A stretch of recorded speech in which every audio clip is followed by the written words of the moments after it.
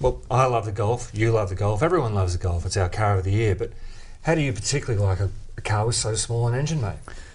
Well, you could scarcely call a 1.4 a small engine these days. You're still getting minimum 90 kilowatts out of it. Yeah, that's not bad, 90 kilowatts. 90 kilowatts though isn't 103 kilowatts, and it certainly isn't 130 odd kilowatts, which is what the Mazda engines give you. And I think, okay, they don't need a turbocharger to get that, and they certainly don't need 98 RON petrol to get that. Well, you win on that score, but I think for what it sets out to do, it does a good job. Well, maybe that's so, but you've still got to sit in the thing, and this is the Golf's biggest fault to my money. It just puts me to sleep. It's a really funereal interior. It can't match the Mazdas. Now, the previous one looked like Ginza by night, but this one to me looks, well, right classy. Your Mazda 3 is still quite a busy interior, and funereal is not the word I'd use. I would call it rather more restrained, dignified, if you will. The black and white pattern looks like you've sat in an Orca in the Mazda 3 in its most lurid specs. But that argument extends to the outside too. I mean, the Golf's been described as the most anally, retentively designed car in history,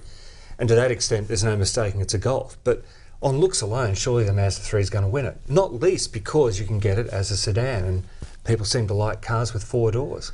Your Mazda 3 is a kind of a swoopy yet truncated version of the 6. The 6 has got to be looking over its shoulder at the 3 in terms of styling.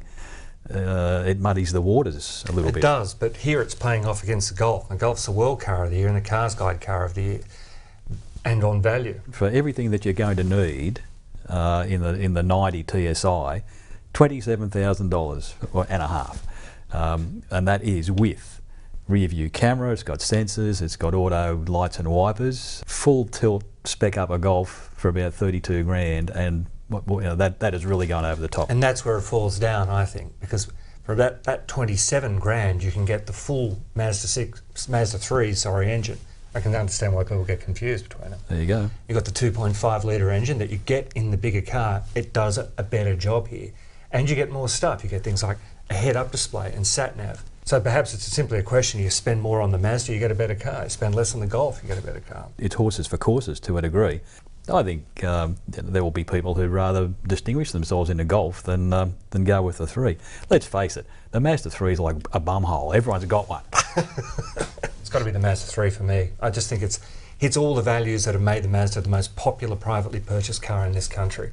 And this is not going to change it. If anything, I think by the end of the year we're going to see 50,000 of these things on the road. And for one of the few times, as a critic, I think people have got it right.